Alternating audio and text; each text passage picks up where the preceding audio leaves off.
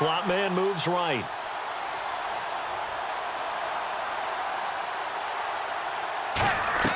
On third down, Palmer. It's brought in by Floyd. And he's got the first before he's brought down at the 39-yard line. That one good for 16, and the drive will continue. I don't care how many times we see it. I still get a kick out of watching quarterbacks and receivers do the pass tree in pregame warm-up. But I always remember that when we go to practices, we see that after practices as well. They really tune it up, don't they? They tune it up. They know why they do it for these situations. First down. And they build that trust, and that's why they're able to find him in this type of a situation.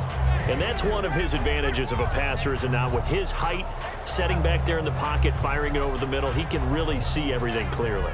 It is, and I know that other quarterbacks get it done different ways, all right? You don't have to be his height to make a great play, but what he does is he takes away having to make those slide steps in the pocket to find angles to throw the ball through. He just throws right over the top of it because he can see everything, and sometimes that saves time and gets the ball to a receiver quicker. And he's going to get this down near the 20-yard line. 15 yards through the air and a first down.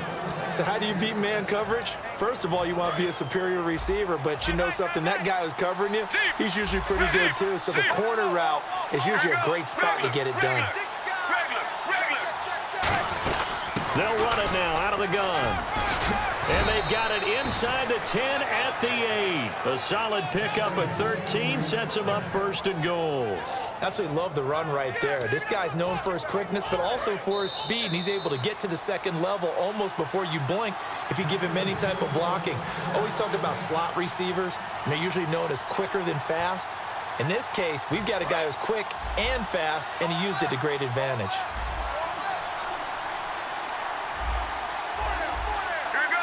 And the slot man goes in motion left.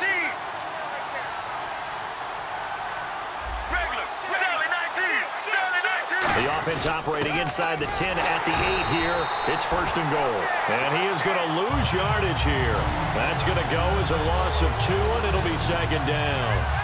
But good luck there as a ball carrier. You get handed that football, look up, oh, there's a big D tackle ready to swallow you whole for a loss. Yeah, you kind of count on your guys to give you at least a little bit of time, a little bit of space to try and maneuver, but not on that one. And when you have a defensive tackle who's that strong, that agile, he's a lot to deal with. Sometimes you have to dump. And he'll take this one in for the Arizona touchdown. Jermaine Gresham from 10 yards out, and the Cardinals will extend their lead. And he'll bang that one through.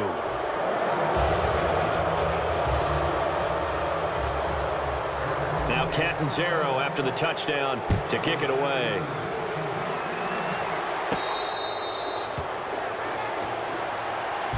Carolina getting set to take the field. And last drive, 3 and out. Still a goose egg on the scoreboard. How do they break that goose egg? They've got to find a way to get the ball in the hands of their playmakers, get them some space, and try and make a first down and get some momentum going.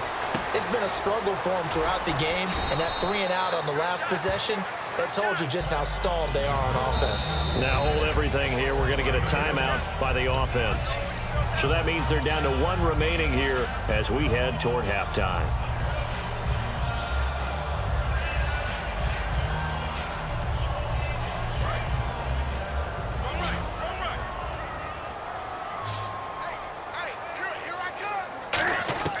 To throw on second down is Newton. The catch made over the middle by Ginn. Call it a 1-yard gain on the play, and that'll bring up a 3rd and 1. An ex-teammate used to tell me all the time, I hate experienced quarterbacks because no matter what, you really can't hide what you're doing. And I think that right there, he knew right away where the blitz was coming from, where his primary guy was going to be, and he ended up going to a secondary target for a nice game. I was just going to ask you, that wasn't the primary target. Now whistles come in. We're going to get a timeout here by the offense. And with halftime on the horizon, they'll be out of timeouts from here forward. And a new set of downs here after picking up the first on the ground. Now a first down throw for Newton. And an incomplete pass. That'll stop the clock here with just under a minute to play in half number 1. Well, let's go league-wide here. The Atlanta Falcons. We haven't talked about them a whole lot up to this point, but back-to-back weeks beating Carolina and Denver, the two teams that played in the Super Bowl. And I know that many people earlier in the season were saying, well, remember they started 5-0 in 2015 and they collapsed and didn't make the playoffs. But after what you just described, being the two Super Bowl participants back-to-back weeks, including Denver on the road, I think people believe this team's for real. Offense comes to the line now, 1st and 10.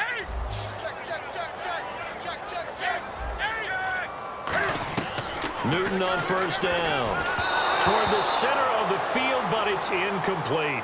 Greg Olsen was the intended target, and that'll bring up 2nd down. My high school coach, John Ford, used to say all the time, if you're in a bad situation, laddie, don't compound it with a bad decision as well. And I think that's what we just saw there.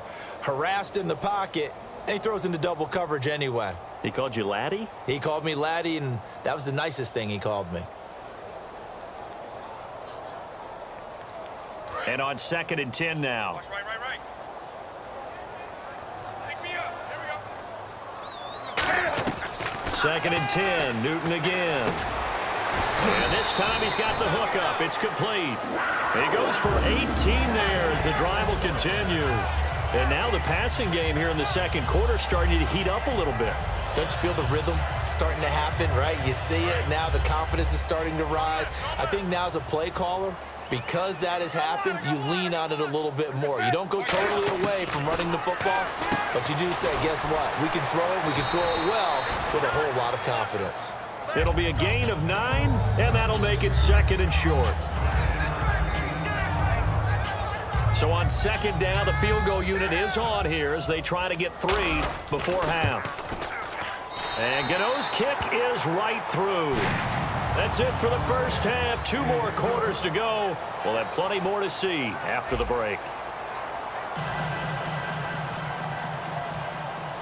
Both teams appear ready for the fight ahead, and we resume action here in quarter number 3. Out come the Panthers. They'll have it first on offense in the 3rd quarter. They have the ball here for the inaugural drive of the 2nd half. Pretty big deficit, though. We'll see what adjustments were made in that locker room. And I never want to make something more important than it actually is, right? I don't want to create more hype than what is there. But this is do that? I'm doing it now. This is a really important drive, and we often talk about teams scripting plays to start a game. A lot of them script to start the 2nd half, too. And they're scripting something that they expect to get them into the end zone and back into this game. We'll see if that script is a good one for them. And to the tight end, Olsen, right side. And he takes it down deep into Arizona territory. A big play there on the catch and run. And even 70 yards in the red zone this time. They'll come out in the pistol. 1st and goal from the 5. Newton gives off to Stewart. And he goes backwards on this one. Losing yardage to the 7. It's a loss of 2 there, bringing up 2nd down. With the struggles we're seeing up front for the offense today, they've got to think about changing up their play calling. Some screens, some draws, some quick-hitting plays in order to try and supplement the run game. You don't totally abandon it, but you try and give it a little bit of help. Gotta figure this is one they need here on 3rd and goal. And Newton, and he takes it into the end zone for a Panthers touchdown. Cam Newton taking it in. And the Panthers, they're able to draw a bit closer. So he's able to sneak it in, and credit to the guys up front. Oh, without a doubt, because they have the leverage on this play. We always talk about low man wins and one-on-one battles. That's exactly what happened there. Their offensive line, lower than the defensive front. A look at the offense now here, coming back out on the road for their first possession of the 2nd half. And they'll just simply be looking to build off the confidence of the last time out where they scored a touchdown. And confidence is powerful, isn't it? When you've scored once, you feel like you can go back out there and get it done again. Doesn't matter what the defense throws at them. They feel like they're in a groove right now, and they want to get out there and show it. Yeah, hoping to stay in that groove here this go-around. Well, we have a second after the incompletion. Tom Brady came back, and in a big way this last week, didn't he? I know he's 39, but he played like he was 29, maybe even younger than that. And I had a chance to talk with him last year about his training and what he does. He really believes in his regimen, and he also thinks he's going to play well into his 40s. It looked like he could. 400 yards, 3 touchdowns in week 5. For a second there, I thought that might break big. Screen pass, looked like it was coming together, looked like there was an opening. Still, ended up with a solid game.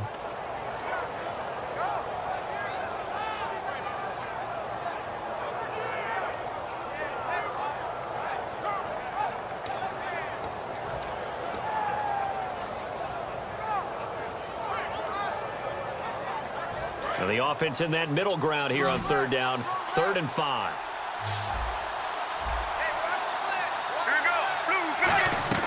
Here's Palmer. He hits Floyd on the right. He can't bring him down. The weight room does work. They get 9 out of that one, and as a result, the drive continues.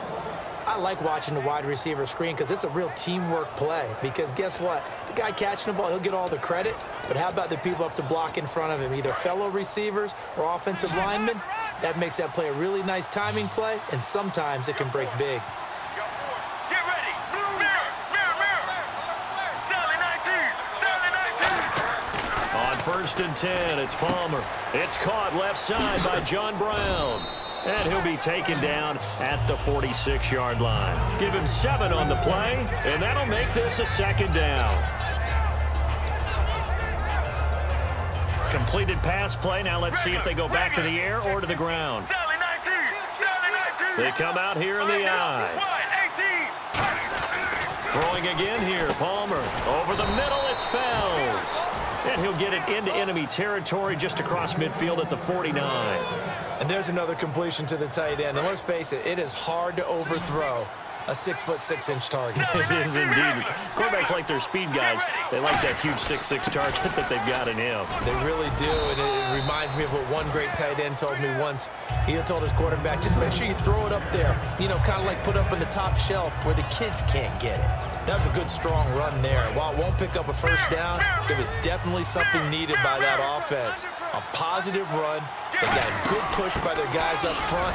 Maybe something they can build on as this game continues. And when you're running the football, one thing you don't want to see is a big boy coming up there and swallow you whole in those D tackles and nose tackles. No, you're actually counting on your big boys to protect you from them. But on that play, the defensive tackle had the leverage, and he won the battle. No gain, correct? No gain. On 1st down, it's Palmer. He's got the hook up to John Brown on the right side.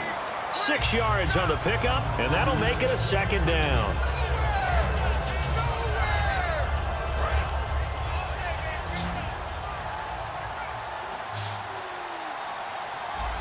Let's go. Let's go. Zebra. Zebra.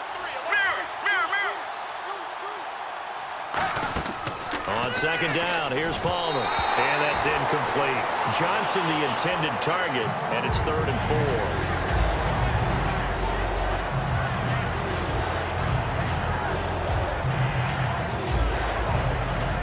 This will be play number 9 of the drive here as they need 4 yards on 3rd down. Here we go. Blue 58. Blue 58. They'll go back to the ground with Johnson. And he's going to get the 1st down as they bring him down at the 23. A pickup of 11, and it moves the chains. Oh, long drive. The defense just cannot seem to catch a break and get off the field. And we're back now in Charlotte. It's Cardinal football. They're also out in front of the scoreboard.